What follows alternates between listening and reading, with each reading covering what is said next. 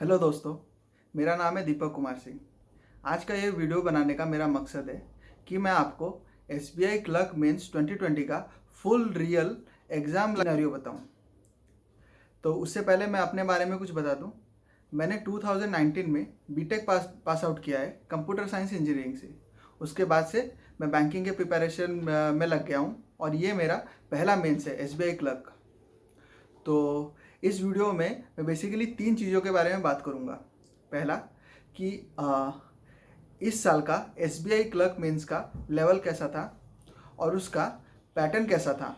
क्या कुछ नए टाइप के क्वेश्चन आए थे या वही जो ओल्ड टाइप के पैटर्न के क्वेश्चन है वो रिपीट हो रहे थे। दूसरा, अगर आप इस साल आईबीपीएस क्लर्क देने में इंटरेस्टेड हैं और अगर आप आईबीपीएस क्लर्क को देना चाहते हैं तो उसका प्रीलिम्स और उसका मेंस कैसा होगा एसबीआई मेंस को देखते हुए, वो भी मैं आपको आज बताऊंगा। और तीसरा कि कितना सेफ अटेम्प्ट होना चाहिए एसबीआई क्लर्क मेंस को क्लियर करने के लिए, वो भी मैं आपको वीडियो के लास्ट में बताऊंगा। तो वीडियो के लास्ट तक बने रहिए।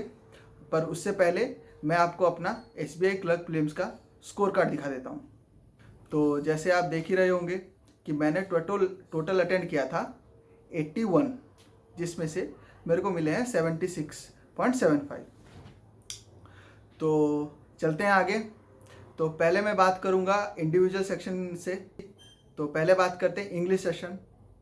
इंग्लिश सेक्शन में टोटल 40 क्वेश्चन थे, टोटल 40 मार्क भी। पहले इसमें 2 रीडिंग कॉम्प्रिहेंशन थे।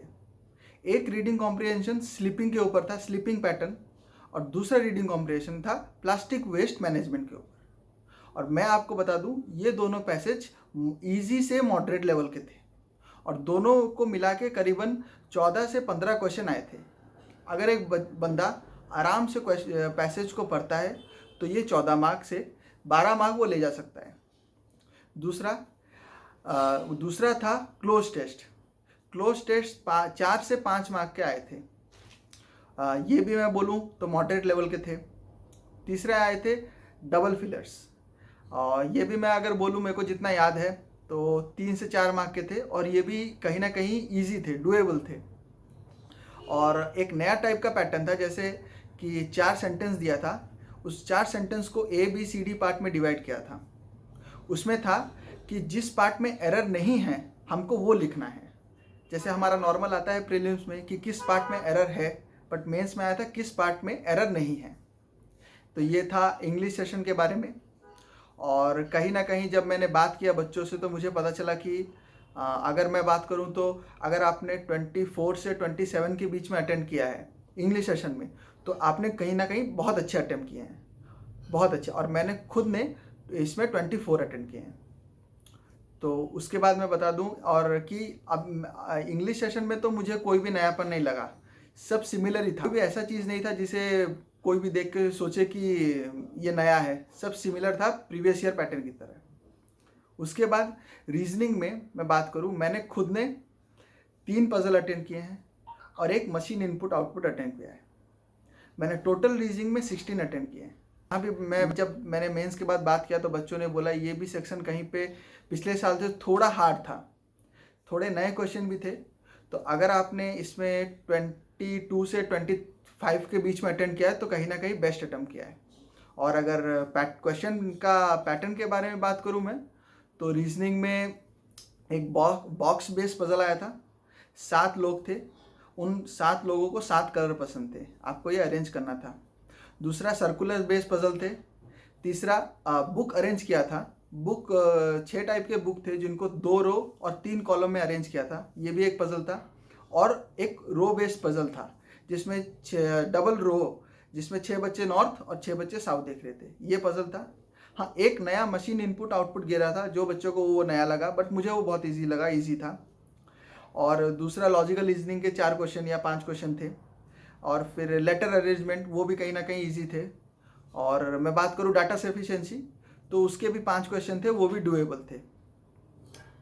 और तीसरा सेक्शन अगर मैं बात करता हूँ क्वांट सेक्शन की, तो ये मुझे भी पर्सनली बहुत डिफ़िकल्ट लगा और बच्चों को भी। और मैंने इसमें अटेंड किए हैं 16। और इसका रीज़न ये है कि इसमें कई सारे ऐसे चीज़ थे जो बहुत लेंदी थे, कैलकुलेटिव थे। तो बात करा जाए अगर पैटर्न की, तो इसमें एक पाई चार्ट गिरा था। वो pie chart ticket based question था, उसमें टिकट के ऊपर क्वेश्चन थे, वो कहीं ना कहीं बहुत लेंदी टाइप में जा रहा था, तो मैंने इतने नहीं किए। बट उसके 2-3 बीट थे जो डुएबल थे, वो आराम से कर सकते हैं। जैसे सेंट्रल एंगल पूछा था, ए का परसेंटेज दे दिया था, उसका सेंट्रल एंगल पूछा था।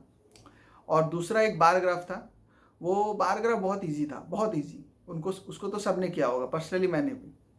और 3 कैसलेट गिरे थे इस बार। 2 कैसलेट थे इजी और एक था डिफ़िकल्ट साइड में। एक कैसलेट था ट्रायंगल और रेक्टेंगल के ऊपर, इसमें 3 क्वेश्चन गिरे थे। और दूसरा था डॉक्टर इंजीनियर डिग्री के ऊपर, प्रोफेशन के ऊपर, इसमें भी 3 क्वेश्चन गिरे थे, ये भी कहीं ना कहीं डुएबल थे। और एक था ABC 3 स्टूडेंट थे, उनके टोटल मार्क्स और परसेंटेज दिए गए थे, और इसमें 3 क्वेश्चन थे, ये कहीं ना कहीं डिफ़िकल्ट साइड में था। तो अगर आपने 20 से 22 तक अटेंड किए हैं तो आपने बहुत अच्छे अटेंड किए। और लास्ट में बात करूँ इम्पोर्टेंट सेक्शन जो था जनरल अवेयरनेस। तो बात करें जनरल अवेयरनेस सेशन की, तो इसमें कोविड रिलेटेड कोई भी टॉपिक से क्वेश्चन नहीं आए थे। और दूसरे जो बहुत होते हैं, जैसे ऑथर के बारे में पूछते हैं, बुक्स के बारे में पूछते हैं, इसके रिलेटेड भी कोई टॉपिक देखने को नहीं मिले थे। और तीसरा नेशनल पार्क हो गया, कि कोई डैम हो गया या ब्रिज हो गया, रिवर हो गया, इसके बारे में भी कोई क्वेश्चन नहीं थे। तो बोला जाए तो स्टैटिक जीके बहुत कम था। और दूसरा पॉइंट जो जनरल अवेयरनेस में मैंने देखा, वो था कि बैंकिंग अवेयरनेस के ऊपर 3 से 4 क्वेश्चन थे। जैसे आपके RBI में डिप्टी गवर्नर कितने होते हैं, फिर RRB में सेंट्रल गवर्नमेंट कितना % होल्ड करती है, और मुद्रा स्कीम किसने लागू किया है, तो इसी टाइप के क्वेश्चन थे।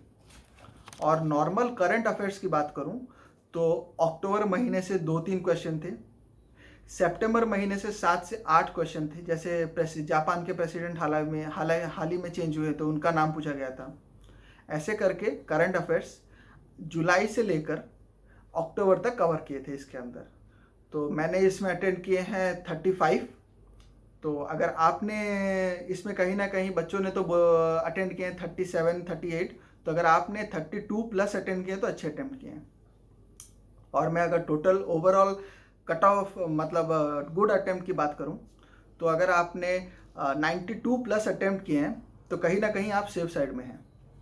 लास्ट में मैं बताना चाहूँगा कि इस साल का SBI क्लर्क मेंस एग्ज़ाम देख के जो लोग IBPS क्लर्क को टारगेट कर रहे हैं, मैं एक ही चीज़ बोलूँगा कि आप पिछले साल का IBPS क्लर्क का प्रीलिम्स का पेपर डाउनलोड करिए, कोई भी साइट से आपको मिल जाएगा। प्रीलिम्स बहुत इजी आएगा, पर हाँ वैकेंसी कम है इस बार, सीट कम है, तो कंपटीशन ज़्यादा होगा। 4-5 मार्क कट ऑफ बढ़ेंगे, तो मे बी इंक्रीज़ हो सकते हैं। और मेंस की बात करूं तो आप IBPS क्लर्क मेंस SBI से कंपैरेटिवली इजी ही गिरने वाला है। तो अगर आपने कहीं ना कहीं 6 महीने का GK लर्न किया है और क्वांट्स रेगुलर प्रैक्टिस करते हैं और रीजनिंग भी रेगुलर प्रैक्टिस करते हैं, तो आपको कोई भी प्रॉब्लम नहीं आनी चाहिए। और अगर आप डेली न्यूज़पेपर पढ़ते ही हैं तो आपको इंग्लिश सेशन में रीडिंग कॉम्प्रिहेंशन से क्वेश्चन आएंगे ही आएंगे, तो आप इजीली अटेंड कर सकते हैं। तो इतना था SBI क्लर्क मेंस 2020 का एनालिसिस। और अगर आपको कोई भी रिलेटेड जानना हो कि कैसे प्रिपेयर करना है, क्या क्या कहाँ से फॉलो करने हैं बुक, या कौन से साइट से हम प्रिपेयर कर सकते हैं, कौन से साइट का मॉक टेस्ट दे सकते हैं, या और डिटेल में जानना है कि SBI प्रीलिम्स या और सभी प्रीलिम्स के बारे में कैसे प्रैक्टिस करें, तो आप मुझे नीचे कमेंट में लिख के बताइए, तो मैं ज़रूर वीडियो बनाऊंगा और आपको हेल्प करने की कोशिश करूंगा। तो ये था SBI क्लर्क मेंस 2020 का एनालिसिस। और एक बात मैंने अगर आपको जानना है कि प्रीलिम्स का प्रिपेयर कैसे करें डीपली, कि IBPS PO में कौन से क्वेश्चन आ सकते हैं, या कौन सा मॉक टेस्ट फॉलो करें, या आप जानना चाहते हैं कि कैसे हम प्रैक्टिस करें कि हम क्वांट्स में अच्छे मार्क लाएं, जो भी आपके डाउट हैं मुझे कमेंट सेक्शन में लिख के बताइए, मैं आपको ज़रूर हेल्प करूँगा वीडियो के थ्रू। अगर आपको ये वीडियो पसंद आया हो तो इस वीडियो को लाइक, शेयर और इस चैनल को सब्सक्राइब करना ना भूलें। Thank you.